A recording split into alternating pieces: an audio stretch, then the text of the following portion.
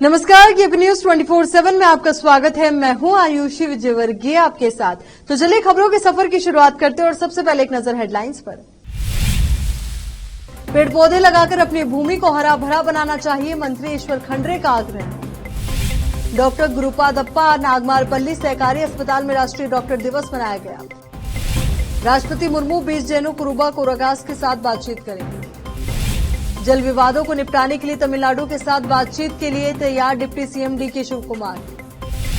BJP ने अपने नेताओं को दी चेतावनी, अपने बयानों से पार्टी को शर्मिंदा न करें। असम में बाढ़ से हजारों लोग परेशान, हजारों एकड़ फसल हुई बर्बाद, मृतकों का आंकड़ा भी बढ़ा। कश्मीर में दिखी धार्मिक एकता की मिसाल, मुस्लिमों ने किया अमरनाथ यात्रियों का फूल मालाओं से स्वागत।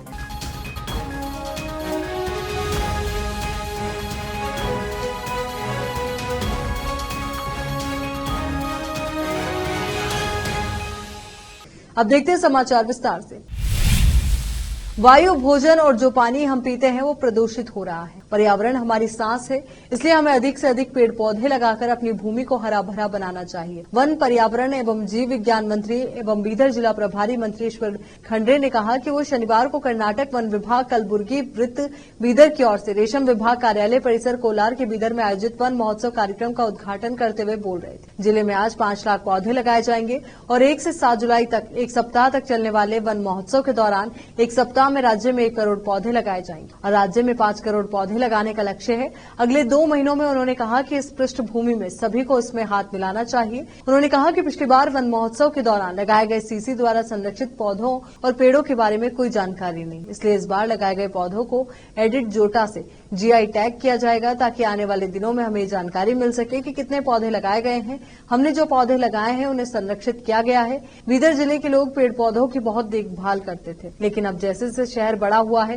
पेड़ों की संख्या कम हो गई है। उन्होंने कहा इसलिए एक बार फिर सभी को अपने कार्यालय, स्कूल और कॉलेज परिसर में सड़क के किनारे पौधे लगाने चाहिए और जहां भी संभव हो पौधों का पालन पोषण करना चाहिए ताकि बीदर जिले को फिर से हरित जिला बनाया जा सके। नगर प्रशासन मंत्री रहीम खान ने कहा कि हम सभी को संकल्प लेना चाहिए कि हम आज एक पौधा उगाएंगे और ऐसा करते हुए हमें एक पौधा लगाना चाहिए और उसका पालन पोषण करना चाहिए ताकि जब वो बड़ा होकर पेड़ बने तो हमें बेहतर हवा दे सके। बीदर दक्षिण के विधायक शैलेंद्र बेलदाड़े ने कहा कि इस वन महोत्सव के तहत बीदर दक्षिण निर्वाचन क्षेत्र में 35,000 पौधे लगाए गए हैं। आशा है कि सभी के सहयोग से इसे पूरा कर लिया जाएगा। हरियाली के लिए सभी को मिलकर काम करना चाहिए। विशेष संवाददाता की रिपोर्ट। राष्ट्रीय चिकित्सक दिवस के अवसर पर आज बीदर नगर के डॉक्टर गुरुपादप्पा नागमारपल्ली सहकारी अस्पताल में डॉक्टर दिवस मनाया गया। उन डॉक्टर्स को धन्यवाद जो निस्वार्थ भाव से 24 घंटे मरीजों की सेवा में लगे हुए हैं। Doctor Vaijnath Tugave, doctor Mallikarjun Swami, doctor BS Prabhar, doctor Surekha Patil, doctor Vinod Bhirole, doctor Bhagyashree और महादेव, रमेश किरा, सुनीला विकास, अमित धनराज और अस्पताल के अन्य स्टाफ सदस्य उत्सव के दौरान उपस्थित थे। विशेष संवाददाता की रिपोर्ट।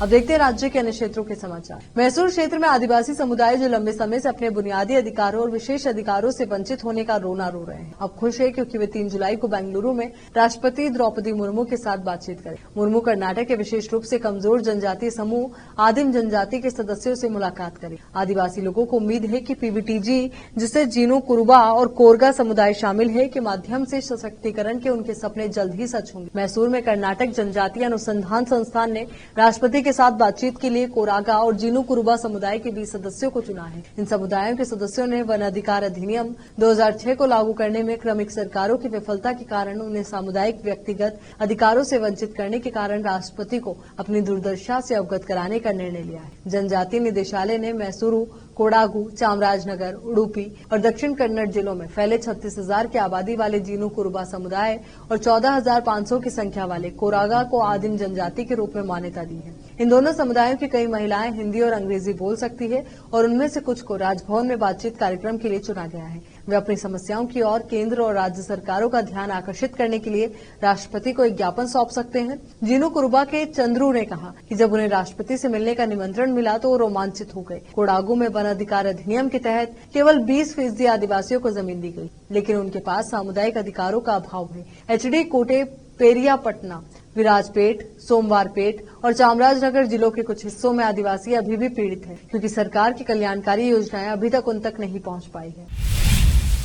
उप मुख्यमंत्री डीके शिव कुमार ने शुक्रवार को केंद्रीय जल शक्ति मंत्री गजेंद्र सिंह शेखावत से आग्रह किया कि वे बातचीत के माध्यम से समाधान की संभावना तलाशें, बिना कर्नाटक और तमिलनाडु के बीच जल विवादों को सुलझाने के लिए न्यायाधिकरण का गठन न करें। शिव कुमार, जिनके पास जल संसाधन विभाग भी है, ने शेखावत से मुलाकात की और इस संबंध में एक ज्ञापन सौंपा। तमिलनाडु द्वारा दक्षिण पेन्नार बेसिन में कर्नाटक के खिलाफ जल विवाद उठाने की दिनांक 30/11/2019 की शिकायत के बाद केंद्रीय जल शक्ति मंत्रालय ने अनुचित तरीके से और बातचीत के माध्यम से जल विवाद के निपटारे की संभावना पूरी तरह से खोजे बिना एक संविधान के गठन की सिफारिश की।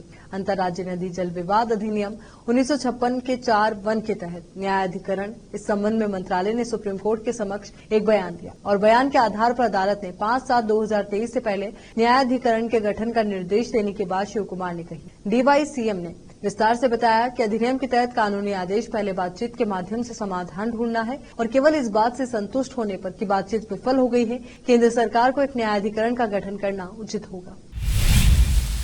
राज्य भाजपा के शीर्ष नेतृत्व ने शुक्रवार को अपने नेताओं को इसके नेताओं के खिलाफ बोलकर पार्टी को शर्मिंदगी पैदा करने के खिलाफ चेतावनी दी और उन्हें ऐसे बयान जारी करने से परहेज करने का निर्देश दिया। कई भाजपा नेता अपने वरिष्ठों के खिलाफ बोल रहे हैं और 10 मई के विधानसभा चुनाव में पार्टी की हार के लिए उन्हें जिम्मेदार ठहरा। क्षति को नियंत्रित करने के लिए वरिष्ठ नेताओं बीएस येदियुरप्पा, प्रहलाद जोशी, नलिन कुमार कटील, बसवराज बोम्मई, सीटी रवि, एन रवि कुमार और अन्य नेताओं को पार्टी कार्यालय में बुलाया और उनसे स्पष्टीकरण मांगा।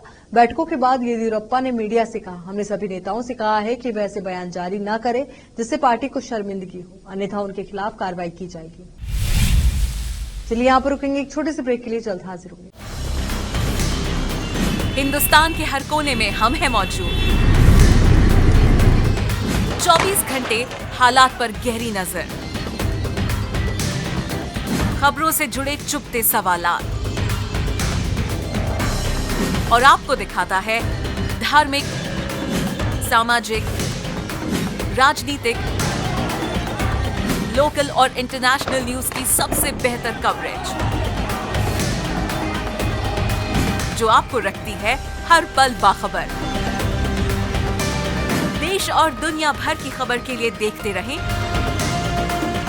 Wisdom group of institution Bidar शहर का एकमात्र संस्थान जो बीदर में पिछले 20 सालों से अपनी शैक्षणिक सेवाएं देता आ रहा है। विजडम ग्रुप्स ऑफ इंस्टीट्यूशन के तहत कई स्कूल्स और कॉलेज चलाए जाते हैं जहां पर विद्यार्थियों को योग्य शिक्षकों द्वारा बेहतर शिक्षा दी जाती है और यहां पर विशाल क्लासरूम है। यहां पर गर्ल्स और बॉयज के लिए सेपरेट मॉडर्न हॉस्टल की सुविधा है और स्वादिष्ट और हेल्दी भोजन की सुविधा है। छात्रों को शांति के वातावरण में पढ़ने के लिए लाइब्रेरी भी उपलब्ध है और साथ ही बसेस की सुविधा भी उपलब्ध है। अपने शैक्षणिक गुणों के कारण विजडम ग्रुप्स ऑफ इंस्टीट्यूशन बहुत ही कम समय में ऊंचाइयों की ओर अग्रसर है। अपने बच्चों का भविष्य संवारना चाहते हैं तो विजडम ग्रुप ऑफ इंस्टीट्यूशन में शिक्षा दिलाएं, जहां पर पीयूसी के लिए एडमिशन ओपन हो चुके हैं। Wisdom PU College for science में साल पीयूसी सेकेंड ईयर का शानदार रिजल्ट आया है और यहाँ के 110 बच्चों को नीट के माध्यम से एमबीबीएस की फ्री सीट प्राप्त हुई है। यहाँ के छात्र Ziaul Hasan VTU gold medalist रह चुके हैं और उन्होंने आईआईटी दिल्ली में अपने नाम की सीट सुरक्षित कर ली है। आज ही अपने बच्चों का एडमिशन कराइए, याद रखिए। Wisdom groups of institution head office near Basaveshwar circle, beside new Kaman, behind Urdu hall, Taleem Siddiq Shah, Bidar. Contact number 9111301891, 8217411186, toll free number 180012394447, website www.wisdominstitutions.com। शहर बीदर के स्टूडेंट्स के लिए एक बड़ी खुशखबरी, यहाँ पर एडमिशन फीस में 100% कंसेशन दी जाएगी। Wisdom groups of institution Bidar के तहत चलाए जाने वाला और बेहतर शिक्षा केंद्र विजडम होलिस्टिक स्कूल का एक ब्रांच अब चिदरी में भी खुल गया है। इस सुनहरे अवसर से शहर बीदर के और चिदरी और मैलूर के छात्र फायदा उठाए। यहाँ पर nursery, LKG, UKG and first standard की बेहतर वातावरण में योग्य शिक्षकों द्वारा शिक्षा दी जाती है। यहाँ पर कई एजुकेशनल फैसिलिटीज मौजूद है, जैसा कि आप स्क्रीन पर डिटेल्स देख रहे हैं। इनके अलावा हवादार स्मार्ट क्लास, प्ले इक्विपमेंट, हिफ्ज व नाजिरा सेक्शन, हेल्थ चेकअप और दूसरी कई फैसिलिटी मौजूद है।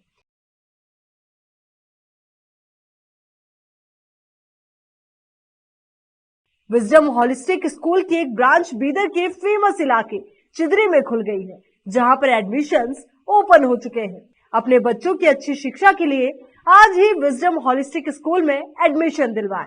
Wisdom holistic school new branch Bidar के एयरपोर्ट जाने वाली रोड पर और केंद्रीय विद्यालय के करीब चिदरी में मौजूद है। बीदर के छात्रों के लिए एक बहुत बड़ी खुशखबरी है। यहाँ पर एडमिशन फीस में 100% कंसेशन दी जाएगी। आज ही एडमिशन कराएं और भी डिटेल्स जानने के लिए इस नंबर पर कांटेक्ट कीजिए। Contact number 9591978663, toll free number 180012394447, www.wisdominstitutions.com। Bidar के निवासियों की बेहतर सेवा के लिए बीदर शहर में पहली बार विभिन्न सुविधाओं से भरा resort Inspira by SRS resort and convention, जहां पर विभिन्न सुविधाएं और सेवाएं आपके लिए उपलब्ध है। बेहतरीन वातावरण, सुहानी हवा और आंखों को लुभाने वाले दृश्यों के साथ आप सभी को लुभाने वाली और आरामदायक सुविधाएं उपलब्ध है। यहाँ पर आपके लिए उपलब्ध है Riwaz restaurant, 14 down road bar, banquet hall, infinity lawn, conference hall, cabana, private dining setup, ballrooms, swimming pool, candle light dinner, gym, coffee shop, executive deluxe room, executive twin room, suite room. इनके अलावा यहाँ का खाना बहुत ही लाजवाब, स्वादिष्ट और healthy है। इसके अलावा यहाँ पर सफाई का भी विशेष ध्यान रखा जाता है और दूसरी चीजों के दाम काफी कम है। आज ही चले आइए और यहाँ की सभी चीजों का आनंद लीजिए। Inspira by SRS resort and convention near old water filter house, Janwada road, Markhal village. Contact number 8861620775, 84958751। Break के बाद एक बार फिर से आपका स्वागत है। असम में हर साल की तरह इस बार भी बाढ़ आफत बनकर टूटी। प्रशासन ने इस बार बाढ़ से बचाव के बेहतर उपाय के दावे किए थे, लेकिन वो दावे केवल दावे ही रह गए। बाढ़ के पानी ने जमकर तबाही मचाई। हालांकि अब हालातों में सुधार हो रहा है। असम सरकार के द्वारा दी गई जानकारी के अनुसार राज्य में अभी भी बाढ़ से 19,000 से भी ज्यादा लोग प्रभावित हैं। सैकड़ों गांव पानी में डूबे हुए हैं। असम राज्य आपदा प्रबंधन प्राधिकरण ASDM की शनिवार को जारी बाढ़ रिपोर्ट के अनुसार राज्य में अब कोई भी नदी खतरे के निशान से ऊपर नहीं बह रही। इसके साथ ही प्रभावित इलाकों की संख्या में भी कमी आई है, लेकिन राज्य के 7 जिलों के 158 गांव अब भी बुरी तरह प्रभावित हैं। सबसे ज्यादा लखीमपुर जिला बाढ़ की आपदा झेल रहा है। यहाँ अब भी 11,000 लोग बाढ़ की वजह से परेशान हैं। इसके साथ ही बाढ़ की वजह से 30,000 से ज्यादा पालतू जानवर भी प्रभावित हुए हैं। वहीं राज्य में समेत 6 राहत शिविर, 5 राहत वितरण केंद्र सुचारू रूप से काम कर रहे हैं। इसके साथ ही बाढ़ की वजह से 400 से ज्यादा घरों को नुकसान पहुंचा है। वहीं कामरूप जिले के 116 गांव अभी भी पानी में डूबे हुए हैं। इन गांवों के निवासी अभी भी राहत शिविरों में शरण लेने को मजबूर हैं। हिंदू धर्म में बेहद ही पवित्र मानी जाने वाली अमरनाथ यात्रा शनिवार 1 जुलाई से शुरू हो गई है। ये यात्रा 62 दिनों तक चलेगी और इस यात्रा के लिए अभी तक 3 लाख से भी ज्यादा लोगों ने रजिस्ट्रेशन, जो कि पिछले साल से कहीं ज्यादा है। यात्रियों का पहला जत्था कल 30 जून को जम्मू के बेस कैंप से उपराज्यपाल मनोज सिन्हा ने रवाना किया था। वहीं आज नुनवान बेस कैंप से यात्रियों के पहले जत्थे को रवाना किया गया। इस यात्रा के दौरान अनंतनाग में धार्मिक एकता की मजबूत मिसाल पेश की गई। यहाँ कश्मीरी मुस्लिम लोगों ने अमरनाथ यात्रा पर जा रहे श्रद्धालुओं का फूल और मालाओं से स्वागत किया। स्वागत के दौरान कश्मीरी मुस्लिम महिलाएं भी शामिल रही। इस दौरान एक व्यक्ति ने कहा कि अमरनाथ यात्रा और कश्मीर का वर्षों पुराना रिश्ता है। ये यात्रा हिंदू मुस्लिम एकता की मिसाल है और इसी नाते हम हिंदू यात्रियों का स्वागत कर उनकी सफल और सुखद यात्रा की कामना करते हैं। पूर्वोत्तर राज्य मणिपुर बीते 3 महीनों से जातीय हिंसा की मार झेल रहा है। हिंसा के बीच लगातार आलोचनाओं का सामना कर रहे राज्य के मुख्यमंत्री एन बीरेन सिंह ने इस्तीफा देने से इनकार कर दिया। बीरेन सिंह ने इस बाबत ट्वीट करते हुए लिखा कि मैं स्पष्ट कर देना चाहता हूं कि इस बुरे समय में मैं मुख्यमंत्री के पद से इस्तीफा नहीं दूंगा। बता दें कि बीरेन सिंह के इस्तीफे की एक कॉपी सोशल मीडिया पर तेजी से वायरल हो रही है। हालांकि इसकी पुष्टि केपी न्यूज नहीं करता है। मीडिया रिपोर्ट्स के मुताबिक बीरेन सिंह राज्यपाल अनुसुईया उइके को अपना इस्तीफा देना चाहते थे। इस्तीफा देने के लिए बीरेन सिंह राज्यपाल से मिलने के लिए निकल भी चुके थे। बता दें कि बीरेन्द्र सिंह के समर्थन में बड़ी संख्या में उनके घर के बाहर एकत्रित हुए हैं और बीरेन्द्र सिंह को इस्तीफा नहीं देने की मांग तथा सीएम हाउस वापस आने की मांग कर रहे हैं। ऐसे में समर्थकों व जनता के दबाव में बीरेन्द्र सिंह ने इस्तीफा नहीं दिया है। बता दें कि बीरेन्द्र सिंह के समर्थन में महिलाएं भी सड़कों पर उतर आई। वर्तमान में राहुल गांधी मणिपुर में है और उन्होंने बीते कल हिंसा से प्रभावित लोगों से मुलाकात कर उनका हाल जाना था। उन्होंने बीरेन्द्र सिंह की सरकार पर आरोप लगाया था कि हालात को संभालने में सरकार नाकाम रही। संचारी रोग नियंत्रण अभियान की रैली को हरी झंडी दिखाकर रवाना किया गया। हमीरपुर जिले में चलने वाले संचारी रोग नियंत्रण अभियान के तहत संचारी रोग नियंत्रण अभियान संबंधी रैली निकाली गई, जिसको जिलाधिकारी ने अम्बेडकर पार्क से हरी झंडी दिखाकर रवाना किया। इस मौके पर जिलाधिकारी ने फीता काटकर कार्यक्रम का शुभारंभ किया। जागरूकता रैली किंग रोड होते हुए सीएमओ कार्यालय में संपन्न हुई। हमीरपुर जिले के सीएमओ कार्यालय में रैली खत्म होने के बाद सीएमओ डॉक्टर राम अवतार ने संचारी रोग नियंत्रण में योगदान देने की शपथ दिलाई। स्वास्थ्य विभाग द्वारा कर्मचारियों को साफ सफाई का ध्यान रखने और अपने घर के आसपास सफाई रखने के लिए प्रेरित करने को कहा गया। संचारी रोगों में लड़ाई में हर संभव प्रयास कर अपने परिवार और समुदाय को संचारी रोगों से दूर रखने की शपथ दिलाई गई। अपने आसपास के क्षेत्र में यदि कोई व्यक्ति बुखार से पीड़ित होगा तो उसके परिवार को तुरंत इलाज के लिए सरकारी अस्पताल जाने हेतु प्रेरित करने की स्वास्थ्य कर्मचारियों को शपथ दिलाई गई। जमीनी विवाद में भाइयों के बीच फायरिंग हुई है, चले लाठी डंडे। तो वहीं हमीरपुर जिले में एक बड़ा मामला सामने आया, जिसमें बड़े भाई ने जमीनी विवाद को लेकर छोटे भाई के घर साथियों संग घुसकर दंपति के साथ जमकर मारपीट की। झगड़े के दौरान कई राउंड फायरिंग की गई। पीड़ित भाई का आरोप है कि बड़े भाई ने लगभग आधा दर्जन लोगों के साथ आकर असलेहे के दम पर मारपीट की और मौके से भाग गया। हमीरपुर जिले के राट कोतवाली क्षेत्र के ओडेरा गांव में छोटे भाई के घर में बड़े भाई लाखन ने अपने बेटों और साथियों के साथ फायरिंग की और दंपति के साथ मारपीट की। मौके से घटना को अंजाम देकर भाग निकला। पुलिस ने घटना में प्रयुक्त किए गए असलहा को कब्जे में ले लिया है और आरोपी के खिलाफ मुकदमा दर्ज कर मामले को लेकर के कार्रवाई की जा रही है। घायल दंपति का इलाज अभी अस्पताल में जारी है। महेश कुमार की रिपोर्ट। ग्राम ओडिया से मारपीट का एक मामला आया है, तो क्या कुछ गहरी चोटें आई है क्या मारपीट के दौरान? नहीं, घाव है मेरा, मतलब 6 सेंटीमीटर का घाव है उसको। कहाँ पे घाव है सर? सिर में। इलाज किया जा रहा था? इलाज किया जा रहा है कि रेफर किया? बिल्कुल इलाज किया जा रहा है। बताया जा रहा है कि रेफर भी किया है क्या कुछ? अभी देखते हैं, अगर स्थिति लगी तो रेफर भी कर देंगे। अभी नजर रखे हुए हैं स्थिति पे, पूरा देखा जा रहा है। अगर आराम नहीं लग रहा है तो रेफर करेंगे। ठीक है। अब देखते हैं समाचार विदेश के। अफ्रीकी देश केन्या में भीषण सड़क हादसा हुआ है। यहां शुक्रवार को एक ट्रक सड़क से उतर गया और कई वाहनों को रौंद दिया। इस हादसे की वजह से कम 48 लोगों के मारे जाने की खबर है। वहीं इस हादसे में कई लोग घायल भी हुए हैं, जिनमें से कई की हालत गंभीर बनी हुई है। हादसे के बाद सामने आए वीडियो में दिख रहा है कि इस हादसे की वजह से पूरे इलाके में टूटी हुई कारें और मोटरसाइकिल बिखर पड़ी है। क्षेत्रीय पुलिस कमांडर टॉम ओरेरा ने कहा कि शुक्रवार शाम को मरने वालों की संख्या 48 थी। उन्होंने बताया कि मृतकों की संख्या में इजाफा भी हो सकता है। इस हादसे के बाद केन्या के राष्ट्रपति विलियम रूटो ने इस हादसे के बाद एक ट्वीट में लिखा, देश उन परिवारों के प्रति शोक मना रहा है जिन्होंने लोंडियानी कैरिचो काउंटी में एक भीषण सड़क दुर्घटना में अपने प्रियजनों को खो दिया। ये दुखद है कि मरने वालों में कुछ आशाजनक भविष्य वाले युवा और व्यवसायी लोग हैं जो अपने दैनिक काम पर थे। हम सभी जीवित बचे लोगों के शीघ्र स्वस्थ होने की प्रार्थना करते हैं। ऑस्ट्रिया की राजधानी वियना से निकलने वाले 320 साल पुराने दैनिक समाचार पत्र वीनर जितुंग ने शुक्रवार को अपने अंतिम मुद्रित संस्करण का प्रकाशन किया। इसी के साथ विश्व के सबसे पुराने समाचार पत्रों में से एक इस अखबार का प्रकाशन बंद हो गया। ये समाचार पत्र सबसे पहले वियनेर स्टेस डायरियम नाम से 8 अगस्त 1703 को प्रकाशित हुआ था। इसका प्रकाशन काव्यात्मक भाषा या भाषणबाजी बिना के लोगों तक शालीन ढंग से समाचार पहुंचाने के लिए किया गया था।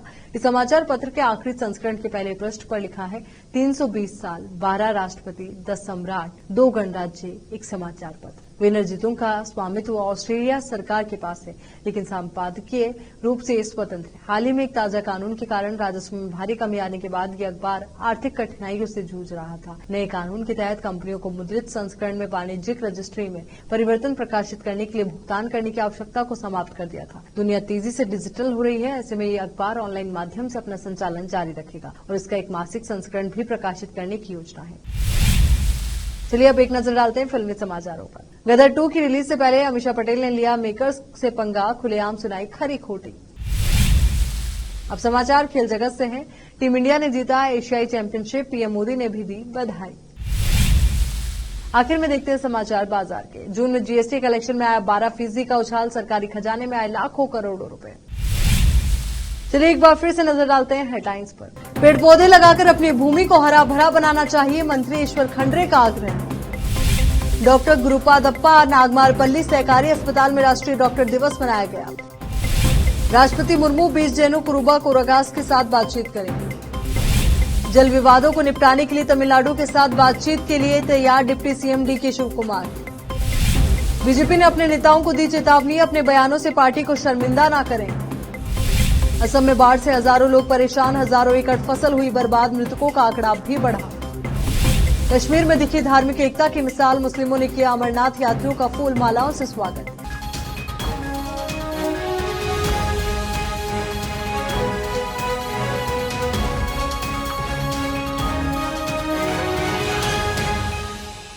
केपी न्यूज के इस बुलेटिन में फिलहाल के लिए इतना ही। देश और दुनिया से जुड़ी तमाम खबरों के लिए आप बने रहिए केपी न्यूज 24/7 के साथ। धन्यवाद।